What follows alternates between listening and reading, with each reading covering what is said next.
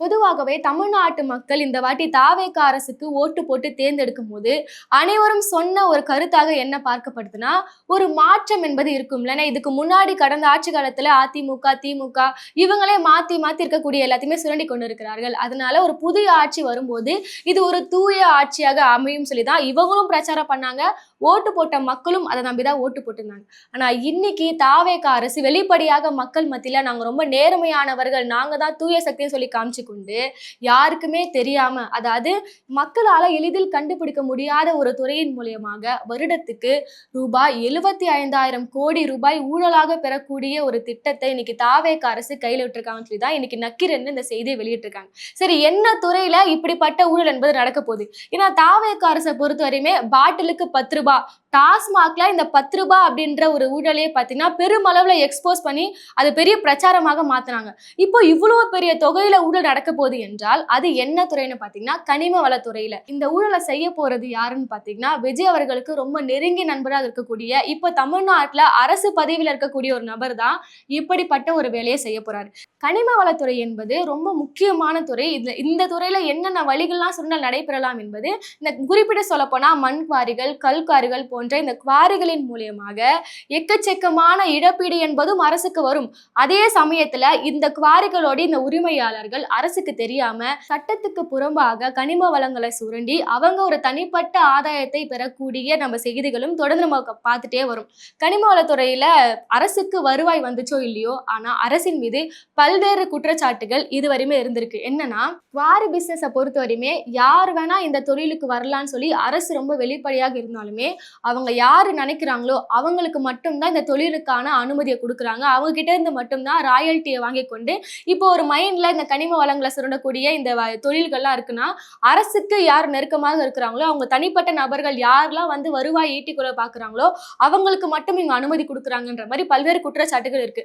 அதையும் தாண்டி ராயல்ட்டி அப்படின்னு சொல்லி ஒரு ரொம்ப முக்கியமான விஷயம் இந்த கல்குவாரி இல்லைன்னா குவாரி பிசினஸ்ல முக்கியமானதா இருக்கு. என்னன்னு பார்த்தோம்னா, ராயல்ட்டினா இப்போ நான் ஒரு இத்தனை ஏக்கர் நிலத்துல வந்து நான் குவாரி தொழில் செய்யறேன்னா, மண் எடுக்கிறது, கல் எடுக்கிறது போன்ற தொழிலை செய்யறேன்னா, நான் எவ்வளவு டன் இந்த மாதிரி கனிம வளங்களை வெட்டி எடுக்கிறனோ அந்த எடை அடிப்படையில, அந்த அளவின் அடிப்படையில அரசுக்கு நான் ஒரு தொகையை செலுத்தணும். அந்த தொகை தான் ராயல்ட்டி என்பது. ஸோ என்ன இவங்க ஒரு குற்றச்சாட்டை எதிரி வச்சுட்டு வந்தாங்கன்னா, அரசு என்னென்ன நிறுவனங்கள், அதாவது எந்தெந்த தொழிலாளர்களுக்கு இந்த டெண்டர்லாம் விடணுமோ அவங்க கிட்ட மட்டும் இவங்களே பிளான் பண்ணி ஒரு அனுமதியை கொடுத்துட்டு அவங்க கிட்ட இருந்து மட்டுமே ராயல்ட்டி வாங்கியிருக்காங்க.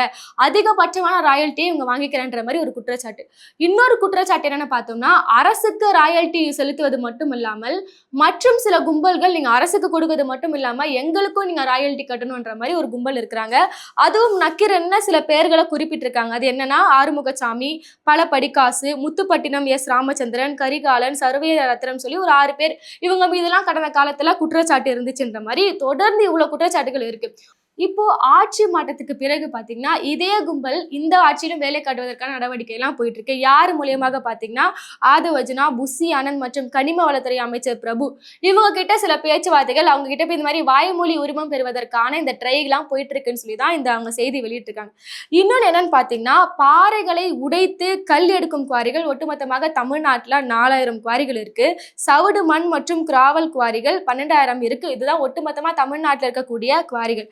மட்டத்துக்கு அப்புறமா பார்த்தீங்கன்னா சவுடு மண் மற்றும் மணல் குவாரிகளினோட எண்ணிக்கை, அதாவது அதோட உரிமம் என்பது முற்றிலுமாக நிறுத்தப்பட்டிருக்கிறது. குறிப்பாக மணல் குவாரிகளுடைய அந்த செயல்பாடு என்பது முற்றிலும் முடக்கப்பட்டிருக்கக்கூடிய இந்த சூழ்நிலையில ஆட்சி மட்டத்துக்கு பிறகு இதற்கான உரிமத்தை எப்போ கொடுப்பீங்கன்னு சொல்லி தான் அனைவருமே எதிர்பார்த்து வராங்க. கொரோனா காலகட்டத்துக்கு பிறகு திமுக ஆட்சியில ஒட்டுமொத்தமாக இருந்த மணல் குவாரிகளோட எண்ணிக்கை 48லேருந்து 23ஆக குறையுது. இப்போ அது தாவேகா ஆட்சியில ஒட்டுமொத்தமாக சவுடு மண் மற்றும் கிராவல் குவாரிகளின் எண்ணிக்கை 15,000 பிளஸ் மணல் குவாரிகளின் எண்ணிக்கை 38ஆக இருக்கும்ன்ற ஒரு தகவல் என்பது வெளியாகிருக்கு. இந்த சூழ்நிலையில தாவேகா ஆட்சி அமைந்த பிறகு எப்போது இந்த குவாரிகளுக்கான உரிமங்களை நீங்க கொடுக்க போறீங்க, தமிழ்நாட்டிற்கான ஒட்டுமொத்த உரிமை என்பது யாருக்கு போகுதுன்றதை நோக்கி தான் குவாரி தொழிலாளர்களிடையே ஒரு பெரிய ஒரு கேள்வியாக இருக்கு. இந்த சூழ்நிலையை தான் சேலத்துல இருந்து செங்கல்பட்டுல இருக்கக்கூடிய குவாரி தொழிலாளர்களுக்கு ஒரு கால் என்பது வருது. அந்த போன் கார்டில் ரஹீமா பானு அப்படின்னு சொல்லி ஒரு லேடி பேசுறாங்க.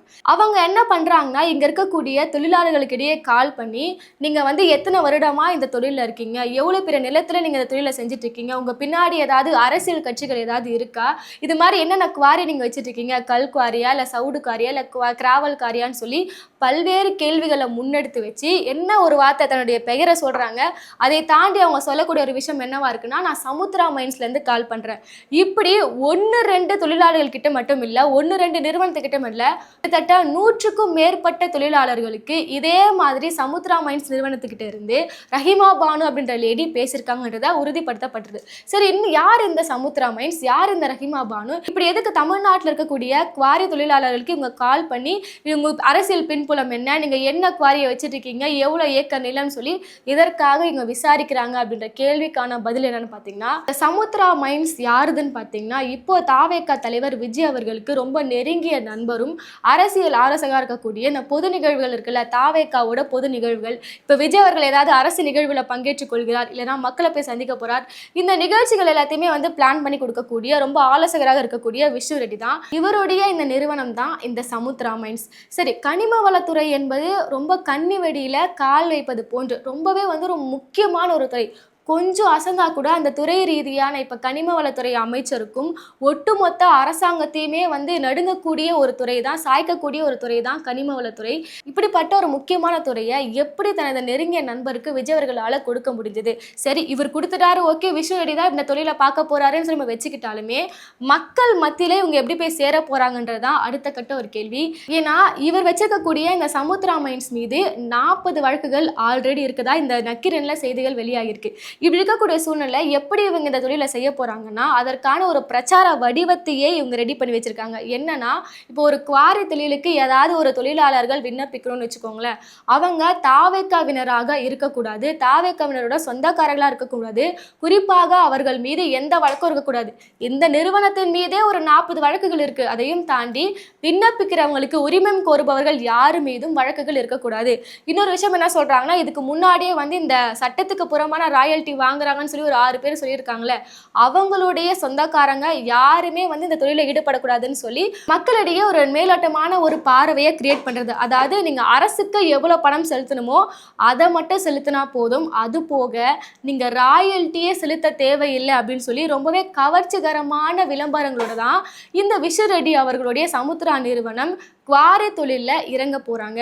சரி, இப்படி நீங்க காசு செலுத்த வேணாம், தாவேக்காரர்கள் யாருமே இருக்க வேணாம், ராயல்ட்டி கொடுக்க வேணாம்னா இந்த சமுத்ரா நிறுவனத்துக்கு என்ன லாபம் இருக்க போகுது அப்படின்னு நீங்க கேட்டீங்கன்னா, ஒட்டுமொத்தமாக தமிழர்களோட மத்தியில, தமிழ்நாட்டில் இருக்கக்கூடிய அனைவரோட மத்தியில என்ன இருக்கணும்னா, பாருங்க, இங்க வந்து எந்த ஒரு சட்டத்துக்கு புறம்பான விஷயங்கள் எதுவுமே இங்க நடைபெறல, ஊழல் நடைபெறல, அரசாங்கத்துக்கோ இல்ல தனிப்பட்ட ஒரு கும்பலுக்கோ இல்ல அரசாங்கத்துக்கோ எந்த ஒரு வகையிலும் இதனால லாபம் இல்லை அப்படின்ற மாதிரி ஒரு இமேஜை கிரியேட் பண்ணி விட்டுட்டு இவங்க என்ன பண்ண போறாங்கன்னா, கிட்டத்தட்ட வருடத்துக்கு ரூபாய் 75,000 கோடி அளவுக்கு ஊழல் செய்வதற்கான ஒரு விஞ்ஞான திட்டத்தை இவங்க கையில் வச்சிருக்காங்க. திமுக ஆட்சி காலத்தில் ஒரு டாரஸ் லாரியோ இல்லை டிப்பர் லாரி உள்ளிட்ட பல்வேறு லாரிகளில் ஜிபிஎஸ் கருவிகளை பொறுத்திருப்பாங்க. இந்த மாதிரி கனிம வளத்துறையில் இந்த மாதிரி கனிம வளத்துறைகளில் லாரிகள் மற்றும் இந்த மாதிரி வாகனங்களை ஜிபிஎஸ் கருவி பொருத்துவது என்பது ரொம்பவே முக்கியமான ஒரு விஷயம். ஏன்னா இந்த மாதிரி ஜிபிஎஸ் கருவி பொருத்துவதன் மூலியமாக ஒரு கனிம வளத்துறையிலேருந்து ஒரு குவாரியிலேருந்து இப்போ லாரிகள் வெளியேறுதுன்னா அது எந்த அளவுக்கு அந்த கனிம வளங்களை கொண்டு போகுது, எத்தனை ரவுண்டு போகுது, உள்ள என்ன கனிம வளங்கள் இருக்குன்னு சொல்லி அனைத்துமே இந்த ஜிபிஎஸ் கருவிகள் மூலமாக கண்காணிக்கப்படும். திமுக ஆட்சி காலத்தில் இது போன்ற ஜிபிஎஸ் பொருத்துவதற்கான ஒரு டெண்டரை தனியார் நிறுவனத்திடம் கொடுத்துருந்தாங்க. தனியார் நிறுவனத்துக்கு இந்த டெண்டரை கொடுத்ததோடு அவங்க என்ன பண்ணிட்டாங்கன்னா, ஜிபிஎஸ் கருவிகளை பொருத்துனாங்க. ஆனால் அதை கண்காணிக்காமல் விட்டு விட்டார்கள்.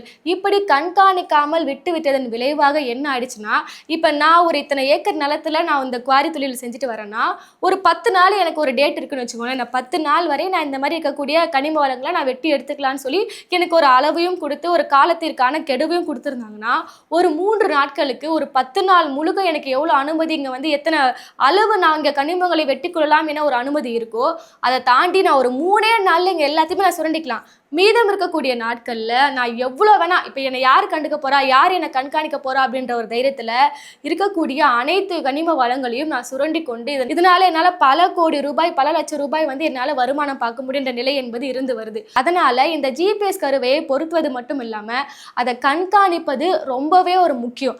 அதனால தான் இப்ப தாவேகா அரசு என்ன பண்றாங்கன்னா, இருக்கக்கூடிய அனைத்து லாரிகளிலும் இந்த ஜிபிஎஸ் கருவியை பொருத்துவது மட்டும் இல்லாமல் அதை கண்காணிக்கணும்னு சொல்லி ஒரு மும்முரமான ஒரு நடவடிக்கையில ஈடுபட்டிருக்காங்க. இந்த செய்தியை கேட்கும்போது உங்களுக்கு எப்படி இருக்கும்? அப்ப பாருங்க, உங்க ஜிபிஎஸ் கருவியை பொருத்த சொல்றாங்க. அப்ப இதுக்கப்புறம் கனிம வளத்துறையில எந்த ஒரு ஊழலும் நடைபெறாது. யாருமே வந்து கனிம வளங்களை சட்டத்துக்கு புறம்பாக சுரண்டி கொண்டு போக மாட்டார்கள் அப்படின்னு நினைச்சீங்கன்னா, இங்க தான் ஒரு பெரிய விஞ்ஞான முறையில ஒரு டெஸ்ட் வைக்கிறாங்க.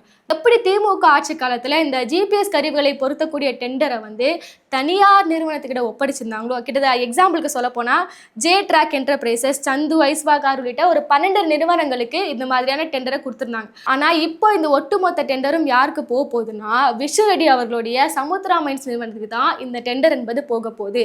அப்போ இது மூலியமாக நுட்பமான எவ்வளவு ஊழலை இவங்க செய்ய போறாங்கன்னா, இதுக்கப்புறம் ஒரு குவாரிலேருந்து வெளியேறக்கூடிய அனைத்து லாரிகளையும் இவங்களால கண்காணிக்க முடியும். எந்த அளவுக்கு இங்கே இருக்கக்கூடிய அவங்க வந்து இந்த குவாரிகளை இல்லை கல்லையோ இல்லை மண்ணையோ பாறையோ கிராவலையோ எப்படி அவங்க எந்த அளவுக்கு வந்து அவங்க வெட்டி கொண்டு போகிறார்கள், இது எந்த இடத்துக்கு போகுது, எந்த வழியாக போகுது, எங்கே போய் சேருதுன்னு சொல்லி இது எல்லாத்தையுமே இவரால் கண்காணிக்க முடியும். இப்படி கண்காணிப்பதன் மூலியமாகவே எப்படி இவரால் வருடத்துக்கு 75,000 கோடி வரை மீட்ட முடியும் நீங்கள் கேட்டிங்கன்னா, இப்போது எக்ஸாம்பிளுக்கு ஒரு நிறுவனத்துக்கிட்ட இப்போ ஒரு குவாரி தொழிலாளி வந்து ஒரு 10 நாளைக்கு ஒரு உரிமம் பெற்று இங்கே வேலை செய்கிறாருன்னா, அவர் சட்டத்துக்கு புறம்பாக அனுமதியை மீறி இருக்கக்கூடிய வளங்களை சுரண்டி கொண்டு போகும்போது இவங்க எல்லாத்தையுமே ஜிபிஎஸ் மூலியமாக கண்காணித்துக் கொள்வார்கள்.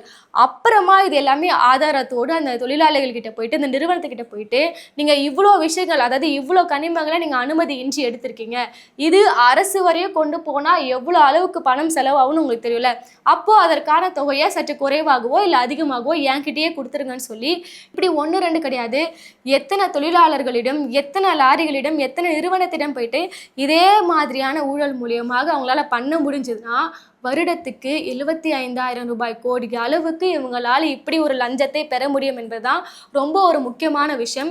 இப்படி நாங்கள் வந்து யாருமே தாவேக்காரர்கள் உள்ள யாருமே இந்த தொழிலில் ஈடுபட போவதில்லை, யாருமே லஞ்சம் வாங்க போறதில்லை, யாருமே ராயல்ட்டி கேட்க போதில்லைன்னு சொல்லி மக்களிடையே வந்து ஒரு பிரச்சாரத்தை ரெடி பண்ணி வச்சிருவாங்க.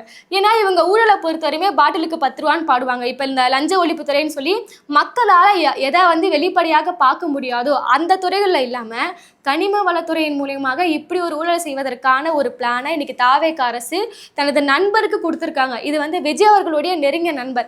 இன்னைக்கு விஷு ரெட்டி அவர்களை பொறுத்தவரையுமே இந்த மைன்ஸ் நிறுவனம் என்பது, இந்த சமுத்திரா நிறுவனம் என்பது கர்நாடகா, ஆந்திரா, தெலுங்கானா போன்ற மாநிலங்களில் ரொம்பவே பிரசித்தி பெற்ற ஒரு நிறுவனங்கள். இப்படி இருக்கக்கூடிய சூழ்நிலையில் அங்கே மைன்ஸ் இருக்கிறது மட்டும் இல்லாமல் தனது நெருங்கிய நண்பருக்கு இப்படிப்பட்ட ஒரு டெண்டரை அவர் கொடுக்க போறாரு. மக்களால் கொஞ்சம் கூட இதை யூகிக்கவே முடியாது. பாருங்க, அவங்க ஜிபிஎஸ் தானே பொருத்த போறாங்கன்ற மாதிரி தான் வெளியிலிருந்து பார்க்கறதுக்கு இருக்கும். ஆனா இப்படி ஒரு திட்டத்தை அவங்க கையில வச்சிருக்காங்கன்றது ரொம்பவே அதிர்ச்சிகர செய்தியை. இப்படி ஒரு திட்டத்தை அவங்க கையில வச்சிருக்காங்கன்றது ரொம்பவே அதிர்ச்சி ஊட்டக்கூடிய தகவலா இருக்கு. இதை வந்து ஒரு பெரிய ஒரு அறிக்கையாகவே இன்னைக்கு நக்கீரன்ல வெளியிட்டிருக்காங்க. அதையும் தாண்டி இன்னைக்கு ஒரு நெருங்கிய நண்பரா இருக்கிறாரு, இன்னைக்கு வந்து அரசு பதவியிலும் இருக்கிறாருன்ற செய்திகள் இப்ப வெளியே வந்துட்டு இருக்கு. யாருன்னா அரசு பொது நிகழ்வுகளை வந்து ஏற்பாடு செய்யக்கூடிய ஒரு ஆலோசகராக இவர் இருக்காரு. இவருடைய இந்த ஜிஓவுமே அதிகாரப்பூர்வமாக, அதாவது அரசாணையை அதிகாரப்பூர்வமாக வெளியே வரல. தொடர்ந்து அரசு பதவிகள் எல்லாமே ப்ரொடியூசருக்கு, அவர் கூட இருக்கக்கூடிய நடிகர்களுக்கு, நண்பர்களுக்கு தான் போதுன்ற குற்றச்சாட்டுகள் வந்து கொண்டிருக்கக்கூடிய இந்த சூழ்நிலையில் நீங்கள் அரசு பதவிகள் கொடுத்ததோடு மட்டுமல்லாமல் நாங்கள் மக்களை பணத்தை தொடமாட்டோம், ஊழல் செய்ய மாட்டோம்னு சொல்லிக்கொண்டு உங்களுடைய நண்பர்களுக்கு மறைமுகமாக இவ்வளோ விஷயங்கள் நீங்கள் ஏற்படுத்தி கொடுக்கிறீர்கள் என்றால் நீங்கள் எப்படி தூய சக்தியாக இருக்க முடியும் என்பது தான் அனைவருடைய ஒரு கேள்வியாக இருக்குது. இந்த செய்தியை ஒட்டுமொத்தமாக வெளியிலிருந்து பார்க்கும்போது 75,000 கோடியை எப்படிங்க வந்து ஒரு குவாரி தொழிலில் ஒரு டெண்டர் எடுக்க மூலியமாக, ஒரு ஜிபிஎஸ் கருவியை பொருத்தக்கூடிய ஒரு டெண்டரை எடுப்பதன் மூலியமாக எப்படி இவ்வளவு பெரிய ஊழலை செய்ய முடியுன்றதான் அனைவருடைய பார்வையாக இருக்கும். ஆனா இந்த ஜிபிஎஸ் கருவியின் மூலமாக எல்லா லாரிகளையும், டெண்டர் எடுக்கக்கூடிய நிறுவனங்களை கண்காணித்து லஞ்சம் மூலியமாக மிரட்டி, ஆனா இவ்வளவு பணத்தை லஞ்சம் மூலியமாக பெற்று ஆண்டுக்கு இவ்வளவு வருமானம் ஈட்ட முடியும் என்றதான் இன்னைக்கு நக்கீரன்ல வெளிவந்திருக்கக்கூடிய இந்த செய்தி சொல்லுது. இறுதியா அவங்க சொல்லக்கூடிய விஷயம் என்னவா இருக்குன்னா, ஆட்சி மாறினாலும் காட்சி மாறவில்லை. எப்பயுமே நக்கீரன் போன்ற பத்திரிகையில இந்த மாதிரி குற்ற பத்திரிகையெல்லாம் வெளியாகுதுன்னா ஊழல் நடந்ததை வந்து அம்பலப்படுத்துவாங்க. ஆனால் முதன்முறையாக பார்த்தீங்கன்னா நான் பார்த்து தாவேகா ஆட்சி அமைந்த அப்புறமா ஊழல் பண்ண போகிறாங்க அப்படின்றத இவங்க அம்பலப்படுத்திருக்காங்க. விரைவில் இந்த விஷயம் நடக்குது, விரைவில் இந்த விஷயம் மக்களுக்கு தெரிய வரும். இது குறித்து உங்கள் கருத்து என்ன நம்ம பதிவில் சொல்லிடுங்க. அடுத்த வீடியோவில் சந்திப்போம். நன்றி.